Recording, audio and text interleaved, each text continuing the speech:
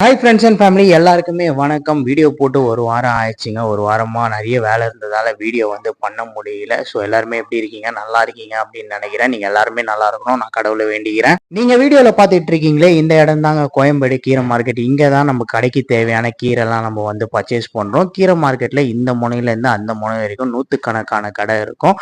அதில் எந்த கடையில் கீரை நல்லா இருக்கோ, விலை கம்மியாக இருக்கோ அதை பார்த்து நம்ம பர்ச்சேஸ் பண்ணிக்கலாம். நீங்கள் வீடியோவில் பார்த்துருப்பீங்க எவ்வளோ கீரை கட்டு வாங்குறதுக்கு ஆள் இல்லாமல் அப்படியே குவிஞ்சு கிடக்குது இல்லை. இதெல்லாம் என்ன பண்ணுவாங்கன்னு நினைக்கிறீங்க? வியாபாரம் அவ்வளோனா அப்படியே விட்டு போயிடுவாங்க.